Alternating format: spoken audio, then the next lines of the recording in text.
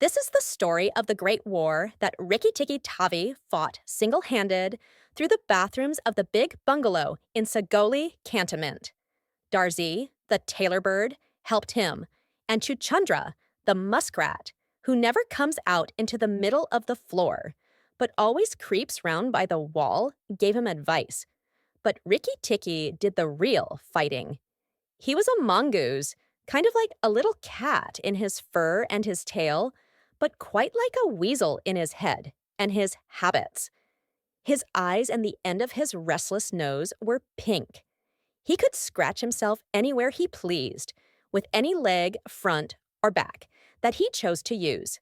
He could fluff up his tail until it looked like a bottle brush, and his war cry as he scuttled through the long grass was Rik tik tiki tikichk. One day, a high summer flood washed him out of the burrow where he lived with his father and mother, and carried him, kicking and clucking, down a roadside ditch. He found a little wisp of grass floating there and clung to it until he lost his senses.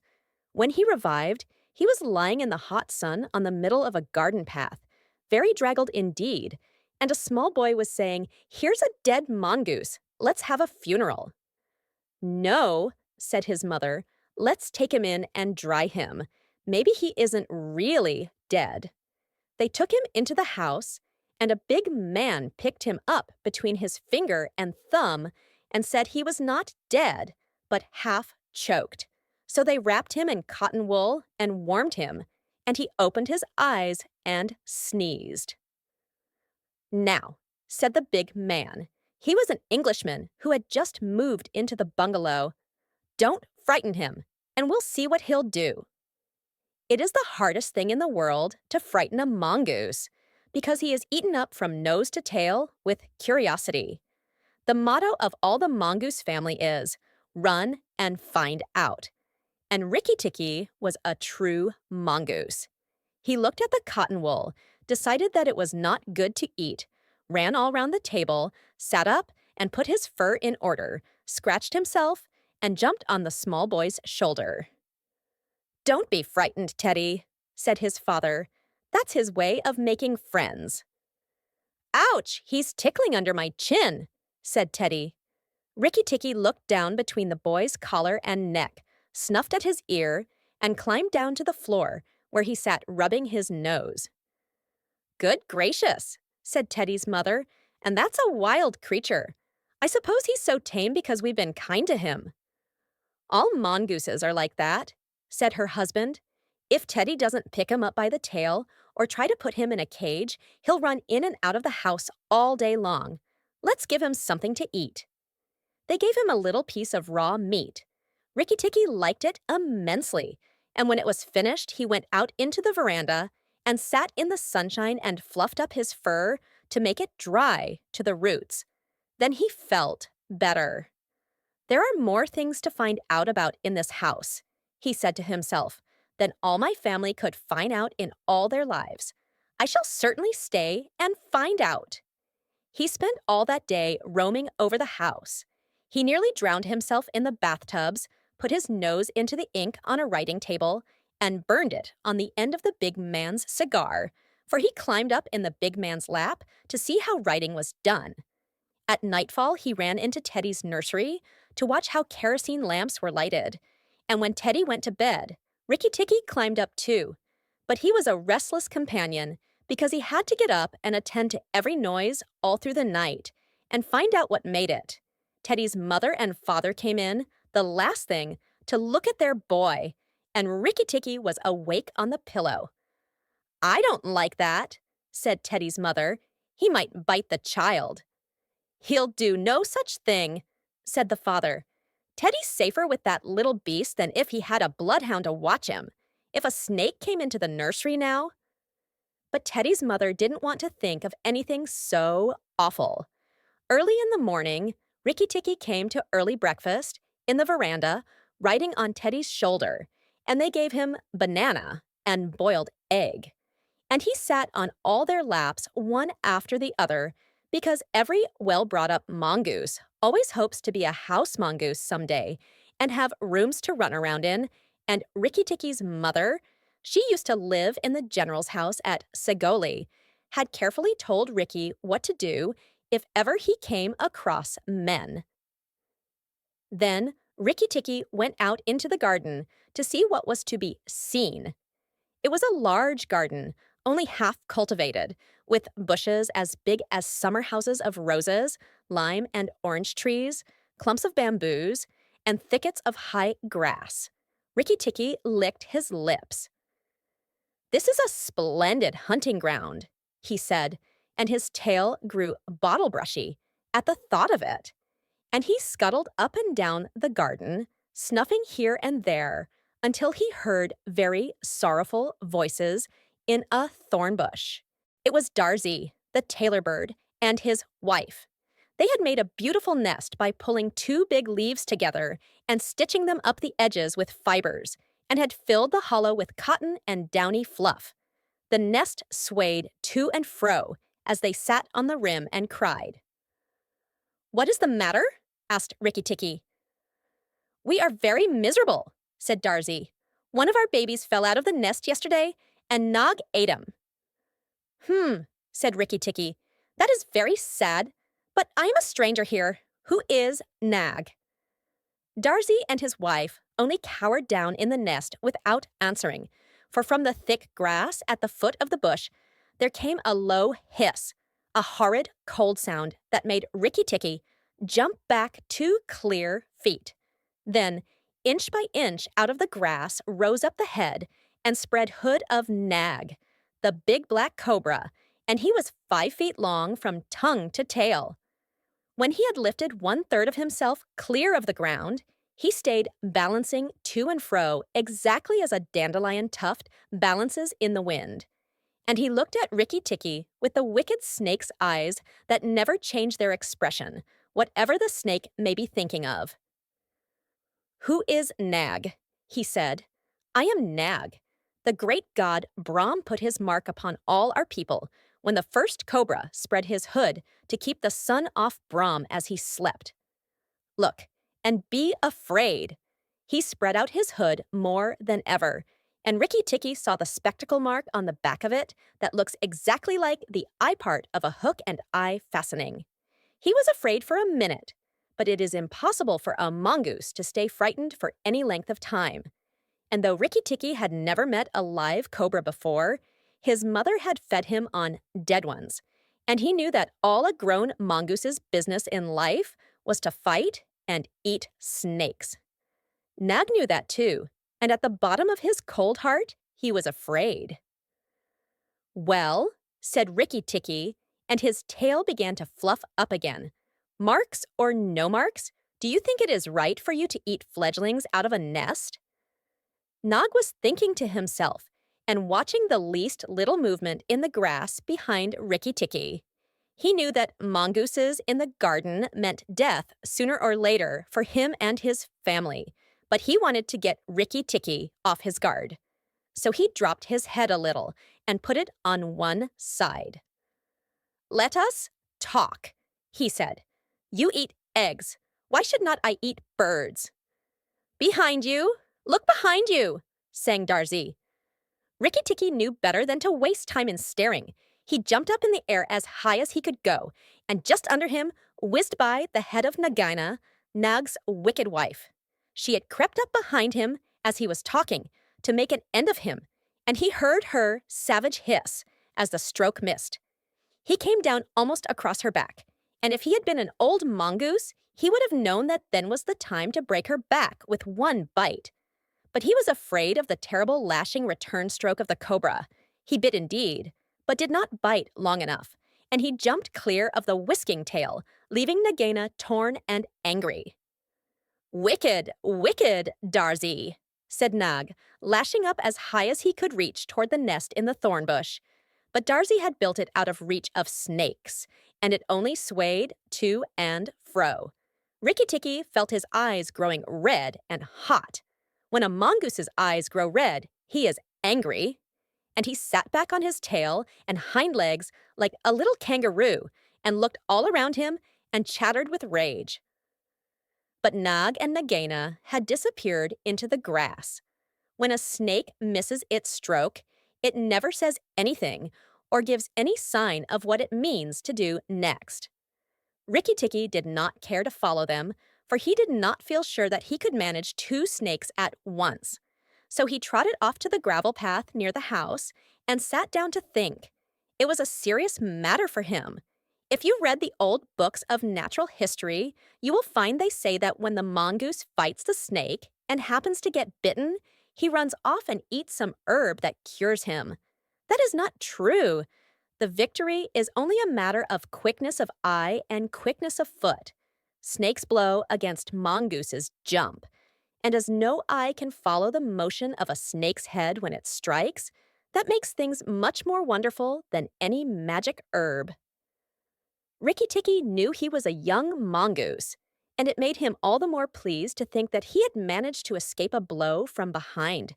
It gave him confidence in himself, and when Teddy came running down the path, Rikki Tikki was ready to be petted.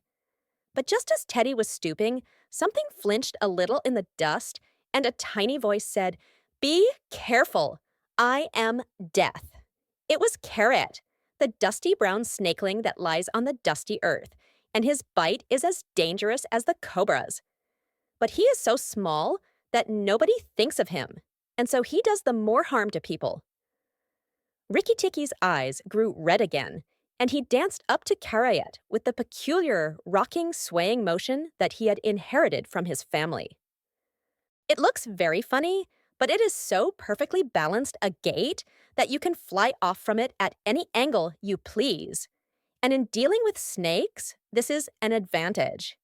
If Rikki Tikki had only known, he was doing a much more dangerous thing than fighting Nag, for Carrot is so small and can turn so quickly that unless Rikki bit him close to the back of the head, he would get the return stroke in his eye or lip.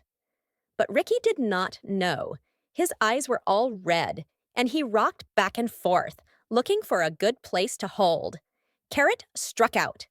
Rikki jumped sideways and tried to run in, but the wicked little dusty gray head lashed within a fraction of his shoulder, and he had to jump over the body, and the head followed his heels close. Teddy shouted to the house, "Oh, look here, our mongoose is killing a snake!" And Rikki Tikki heard a scream from Teddy's mother. His father ran out with a stick, but by the time he came up, Carrot had lunged out once too far, and Rikki Tikki had sprung, jumped on the snake's back, dropped his head far between his forelegs, bitten as high up the back as he could get hold, and rolled away. That bite paralyzed Carrot, and Rikki Tikki was just going to eat him up from the tail, after the custom of his family at dinner, when he remembered that a full meal makes a slow mongoose, and if he wanted all his strength and quickness ready, he must keep himself thin. He went away for a dust bath under the castor oil bushes, while Teddy's father beat the dead Carrot. "What is the use of that?" thought Rikki Tikki. "I have settled it all." And then Teddy's mother picked him up from the dust and hugged him, crying that he had saved Teddy from death. And Teddy's father said that he was a protector, and Teddy looked on with big, scared eyes. Rikki Tikki was rather amused at all the fuss, which, of course, he did not understand. Teddy's mother might just as well have petted Teddy for playing in the dust. Rikki was thoroughly enjoying himself. That night, at dinner, walking among the wine glasses on the table, he could have stuffed himself 3 times over with nice things. But he remembered Nag and Nagaina, and though it was very pleasant to be patted and petted by Teddy's mother and to sit on Teddy's shoulder, his eyes would get red from time to time, and he would go off into his long war cry of "Rick, tick, ticky, ticky, chick." Teddy carried him off to bed and insisted on Rikki Tikki sleeping under his chin.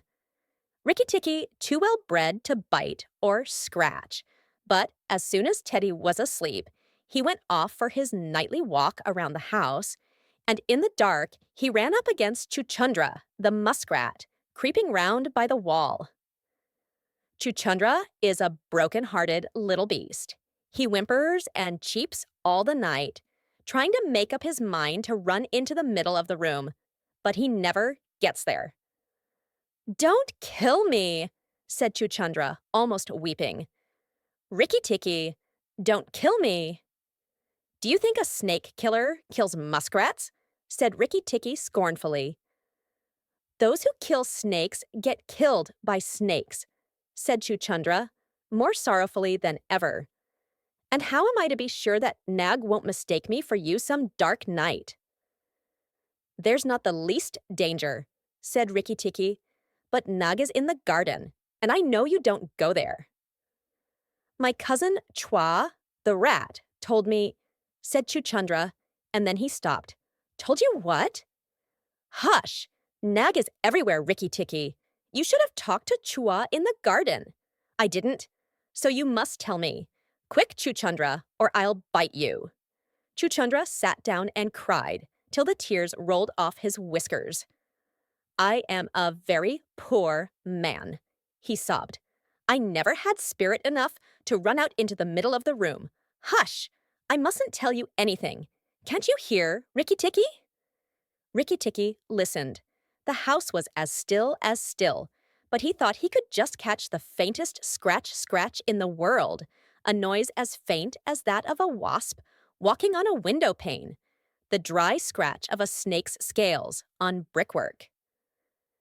"That's Nag, or Nagaina," he said to himself, "and he is crawling into the bathroom sluice. You're right, Chuchundra. I should have talked to Chua." He went off to Teddy's bathroom, but there was nothing there, and then to Teddy's mother's bathroom. At the bottom of the smooth plaster wall, there was a brick pulled out to make a sluice for the bathwater, and as Rikki Tikki stole in by the curb where the bath is put, he heard Nag and Nagaina whispering together outside in the moonlight. "When the house is emptied of people," said Nagaina to her husband, "he will have to go away, and then the garden will be our own again. Go in quietly, and remember that the big man who killed Carrot is the first one to bite. Then come out and tell me, and we will hunt for Rikki Tikki together." "But are you sure that there is anything to be gained by killing the people?" said Nag. "Everything. When there were no people in the bungalow, did we have any mongoose in the garden?" Rikki Tikki listened. The house was as still, but he thought he could just catch the faintest scratch in the world, a noise as faint as that of a wasp walking on a window pane, the dry scratch of a snake's scales on brickwork. "That's Nag or Nagaina," he said to himself, "and he is crawling into the bathroom sluice. You're right, Chuchundra. I should have talked to Chua." He went off to Teddy's bathroom, but there was nothing there, and then to Teddy's mother's bathroom. At the bottom of the smooth plaster wall, there was a brick pulled out to make a sluice for the bathwater, and as Rikki Tikki stole in by the curb where the bath is put, he heard Nag and Nagaina whispering together outside in the moonlight. "When the house is emptied of people," said Nagaina to her husband, "he will have to go away, and then the garden will be our own again. Go in quietly, and remember that the big man who killed Carrot is the first one to bite. Then come out and tell me, and we will hunt for Rikki Tikki together." "But are you sure that there is anything to be gained by killing the people?" said Nag. "Everything. When there were no people in the bungalow, did we have any mongoose in the garden?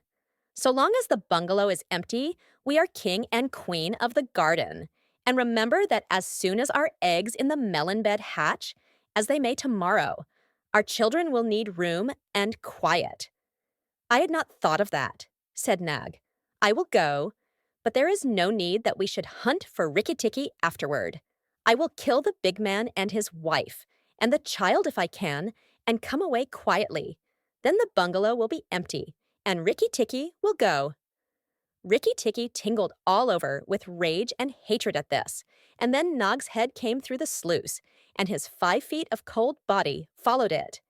Angry as he was, Rikki Tikki was very frightened as he saw the size of the big cobra. Nag coiled himself up, raised his head, and looked into the bathroom in the dark, and Rikki could see his eyes glitter. Now, If I kill him here, Nagaina will know.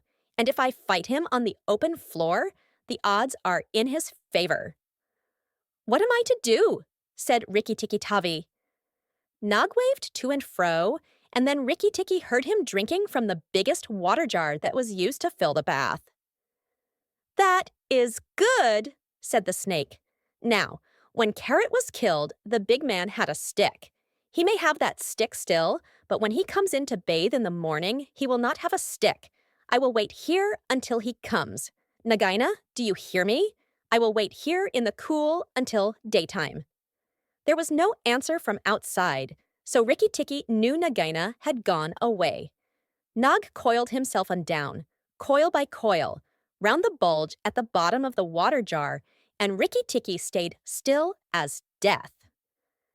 After an hour, he began to move, muscle by muscle, toward the jar. Nag was asleep, and Rikki Tikki looked at his big back, wondering which would be the best place for a good hold. If I don't break his back at the first jump, said Rikki, he can still fight.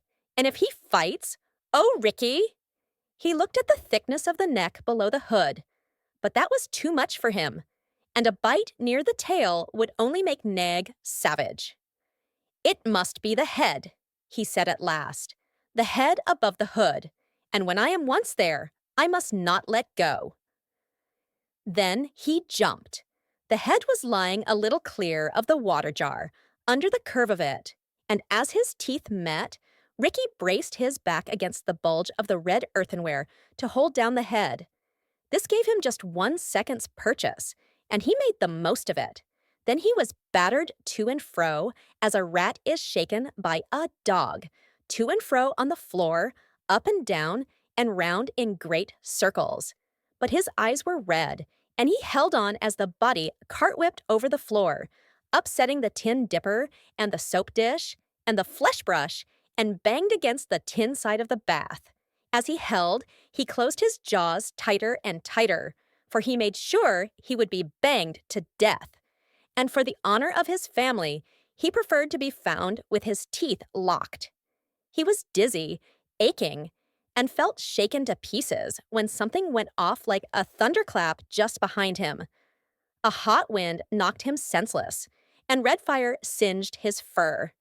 The big man had been wakened by the noise and had fired both barrels of a shotgun into Nag just behind the hood. Rikki Tikki held on with his eyes shut, for now he was quite sure he was dead. But the head did not move, and the big man picked him up and said, "It's the mongoose again, Alice. The little chap has saved our lives now." Then Teddy's mother came in with a very white face and saw what was left of Nag, and Rikki Tikki dragged himself to Teddy's bedroom and spent half the rest of the night shaking himself tenderly to find out whether he really was broken into 40 pieces. When morning came, he was very stiff, but pleased with his doings. Now I have Nagaina to settle with, and she will be worse than 5 nags, and there's no knowing when the egg she spoke of will hatch. Goodness, I must go and see Darzee, he said. Without waiting for breakfast, Rikki Tikki ran to the thorn bush, where Darzee was singing a song of triumph at the top of his voice. The news of Nag's death was all over the garden, for the sweeper had thrown the body on the rubbish heap. "Oh, you stupid tuft of feathers," said Rikki Tikki angrily. "Is this the time to sing?" "Nag is dead, is dead, is dead," sang Darzee. The valiant Rikki Tikki caught him by the head and held fast. The big man brought the bang stick, and Nag fell in 2 pieces. He will never eat my babies again. "All that's true enough, but where's Nagaina?" said Rikki Tikki, looking carefully round him. Nagaina came to the bathroom sluice and called for Nag. Darzee went on, and Nag came out on the end of a stick. The sweeper picked him up on the end of a stick and threw him upon the rubbish heap. "Let us sing about the great, the red-eyed Rikki Tikki." And Darzee filled his throat and sang. "If I could get up to your nest, I'd roll all your babies out," said Rikki Tikki. "You don't know when to do the right thing at the right time. You're safe enough in your nest there. But it's war for me down here. Stop singing a minute, Darzy. For the beautiful Rikki Tikki's sake, I will stop, said Darzy. What is it? Oh, killer of the terrible nag. Where is Nagaina for the third time? On the rubbish heap by the stables, mourning for nag. Great is Rikki Tikki with the white teeth. Bother my white teeth. Have you heard where she keeps her eggs?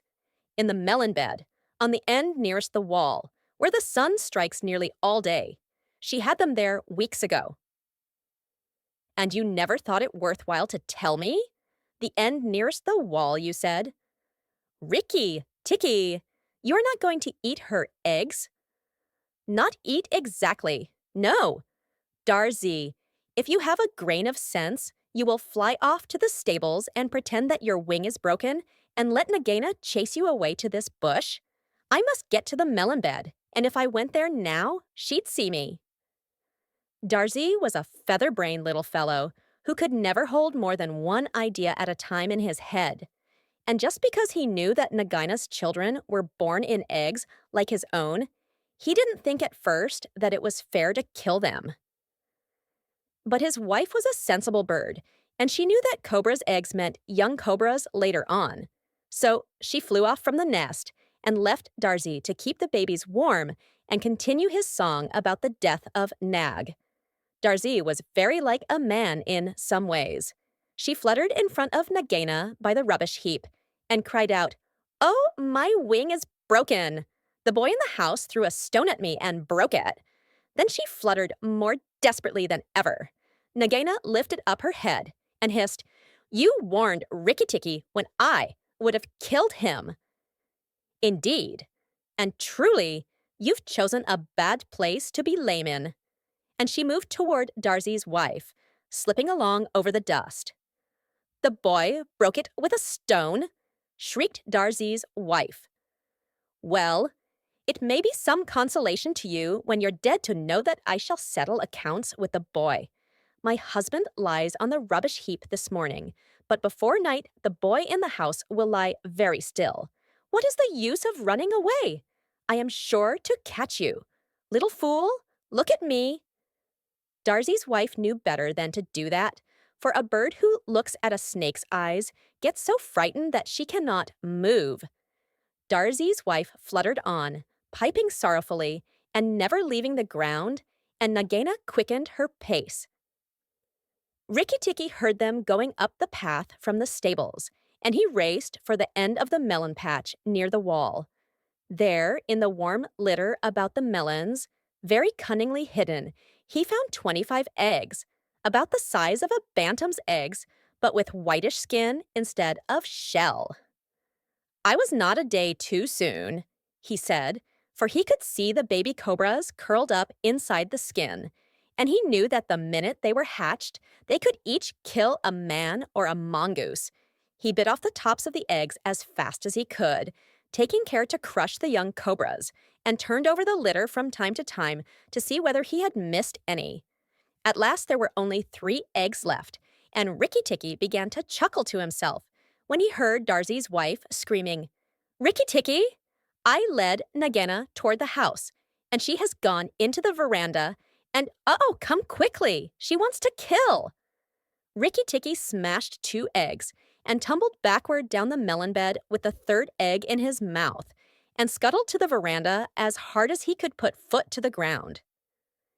Teddy and his mother and father were there at early breakfast, but Rikki Tikki saw that they were not eating anything. They sat stone still, and their faces were white. Nagaina was coiled up on the matting by Teddy's chair, within easy striking distance of Teddy's bare leg, and she was swaying to and fro, singing a song of triumph. "Son of the big man that killed Nag," she hissed, "stay still. I am not ready yet. Wait a little. Keep very still, all you 3. If you move, I strike, and if you do not move, I strike. Oh, foolish people, who killed my Nag." Teddy's eyes were fixed on his father, and all his father could do was to whisper, "Sit still, Teddy. You mustn't move. Teddy, keep still." Then Rikki Tikki came up and cried, "Turn round, Nagaina, turn and fight." "All in good time," said she, without moving her eyes. "I will settle my account with you soon. Look at your friends, Rikki Tikki. They are still and white. They are afraid. They dare not move, and if you come a step nearer, I strike." "Look at your eggs," said Rikki Tikki, "in the melon bed near the wall. Go and look, Nagaina." The big snake turned half round and saw the egg on the veranda. "Ah, give it to me," she said. Rikki Tikki put his paws one on each side of the egg, and his eyes were blood red. "What price for a snake's egg? For a young cobra? For a young king cobra? For the very last of the brood? The ants are eating all the others down by the melon bed." Nagaina spun clear round, forgetting everything for the sake of the one egg. And Rikki Tikki saw Teddy's father shoot out a big hand, catch Teddy by the shoulder, and drag him across the little table with the teacups, safe and out of reach of Nagaina. "Tricked! Tricked! Tricked! Ricked!" chuckled Rikki Tikki. "The boy is safe, and it was I that caught Nag by the hood last night in the bathroom."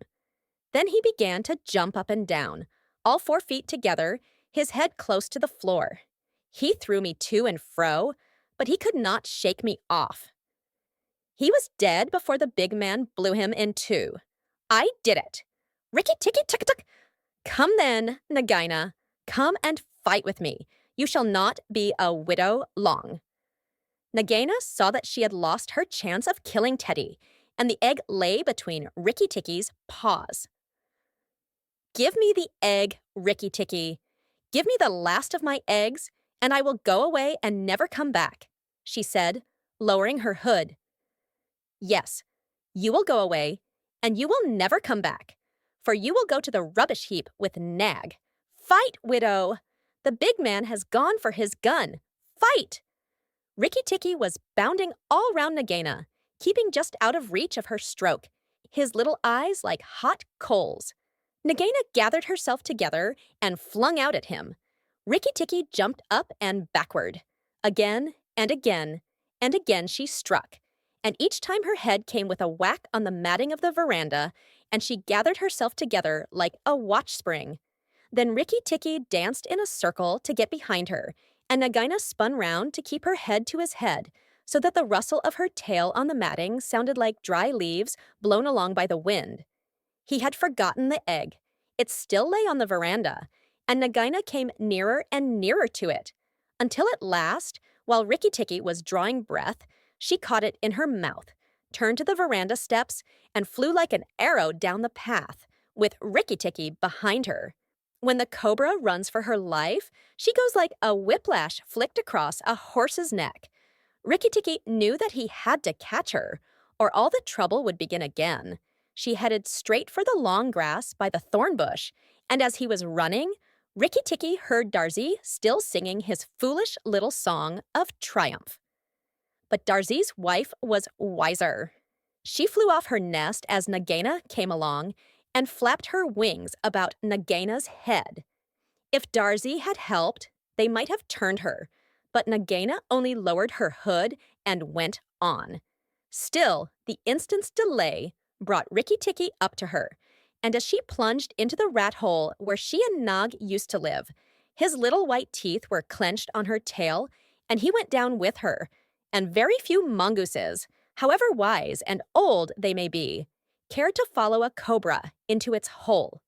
It was dark in the hole, and Rikki Tikki never knew when it might open out and give Nagaina room to turn and strike at him. He held on savagely and struck out his feet to act as brakes on the dark slope of the hot, moist earth. Then the grass by the mouth of the hole stopped waving, and Darzee said, "It is all over with Rikki Tikki. We must sing his death song. Valiant Rikki Tikki is dead, for Nagaina will surely kill him underground." So he sang a very mournful song that he made up all on the spur of the minute, and just as he got to the most touching part, the grass quivered again, and Rikki Tikki, covered with dirt, dragged himself out of the hole leg by leg, licking his whiskers. Darzy stopped with a little shout. Rikki Tikki shook some of the dust out of his fur and sneezed. "It is all over," he said. "The widow will never come out again." And the red ants that live between the grass stems heard him and began to troop down one after another to see if he had spoken the truth. Rikki Tikki curled himself up in the grass and slept where he was, slept and slept till it was late in the afternoon, for he had done a hard day's work. "Now," he said, when he awoke, "I will go back to the house. Tell the coppersmith, Darzy, and he will tell the garden that Nagaina is dead." The coppersmith is a bird who makes a noise exactly like the beating of a little hammer on a copper pot. And the reason he is always making it is because he is the town crier to every Indian garden and tells all the news to everybody who cares to listen. As Rikki Tikki went up the path, he heard his attention notes like a tiny dinner gong, and then the steady ding-dong talk. "Nag is dead. Dong! Nagaina is dead. Ding-dong talk." That set all the birds in the garden singing and the frogs croaking, for Nug and Nagaina used to eat frogs as well as little birds. When Rikki got to the house, Teddy and Teddy's mother, she looked very white still, for she had been fainting, and Teddy's father came out and almost cried over him. And that night he ate all that was given him until he could eat no more, and went to bed on Teddy's shoulder, where Teddy's mother saw him when she came to look late at night. "He saved our lives and Teddy's life," she said to her husband. "Just think, he saved all our lives." Rikki Tikki woke up with a jump, for all the mongooses are light sleepers. "Oh, it's you," said he. "What are you bothering for? All the cobras are dead, and if they weren't, I'm here." Rikki Tikki had a right to be proud of himself, but he did not grow too proud, and he kept that garden as a mongoose should keep it, with tooth and jump and spring and bite, until never a cobra dared show its head inside the walls.